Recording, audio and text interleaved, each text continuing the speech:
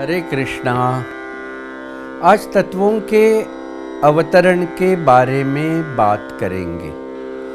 ज्योतिषीय दृष्टि से हम देखते हैं तो आकाश तत्व में तत्वों का अनुसरण दिशाओं से इस प्रकार जुड़ा हुआ है, जैसे कि 1, 5, 9 राशियां अग्नि तत्व की पूर्व दिशा से जुड़ी हुई है, लेकिन वास्तुशास्त्र में यही तत्व का अवतरण आग्नेय दिशा में पाया जाता है। तो पूर्व के आकाश स्थित तत्व आग्नेय तक उतरते हैं या अवतरण होता है, वो प्रदक्षिणा मार्ग से होता है।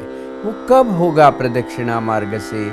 जब किसी भवन का या वास्तुशास्त्र का आकार प्रकार जब योगमय होता है, तब ये पूर्व का अवतरण आग्नेय दिशा में सही हो जाता है। मगर ये आकार प्रकार भवन का और वास्तुशास्त्र का वास्तु क्षेत्र का अगर अलग है, नियम के विरुद्ध है, तब यही पूर्व से चलने वाला अवतरण आग्नेय में होने के बजाय दक्षिण में भी हो सकता है या ईशान्य की तरफ भी उसका झुकाव हो सकता है।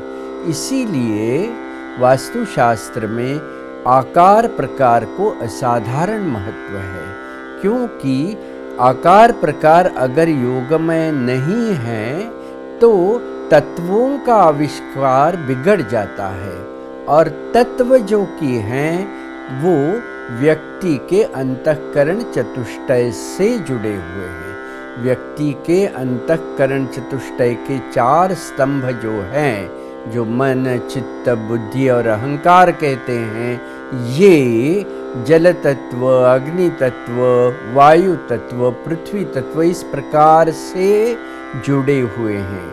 इसीलिए पृथ्वी तत्व की राशियां जो 2, 6 और 10 हैं, मतलब वृषभ, कन्या और मकर हैं, जो दक्षिण में स्थित हैं, आकाश तत्व में स्थित हैं, तो अगर वास्तु क्षेत्र का आकार प्रकार अगर योगमय है तो उनका अवतरण भूमि पर प्रदक्षिणा मार्ग से नैऋत्य प्रभाग में प्रकट होगा, और यही अवतरण अगर आग्नेय में हीन बाहु पद्धति से या पूर्व दिशा में प्रदक्षिणा मार्ग के विरुद्ध क्रम से प्रकट होता है, इसका अर्थ है कि वो भवन का या उस वास्तु क्षेत्र का आकार प्रकार योगमय है नहीं। इस प्रकार से भूमि तत्व से आकाश तत्व का रिश्ता, नाते संबंध किस प्रकार है, इस पर तत्वों का दिशाओं से मेल ठीक होगा कि नहीं, यह सिद्ध हो जाता है। इसीलिए वास्तुशास्त्र में सर्वाधिक महत्व जो है वो आकार प्रकार को है।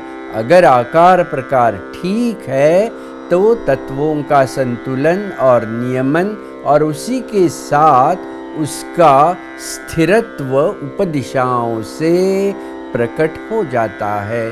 यही वास्तुशास्त्र में तत्वों के अवतरण से जुड़ा हुआ रहस्य है।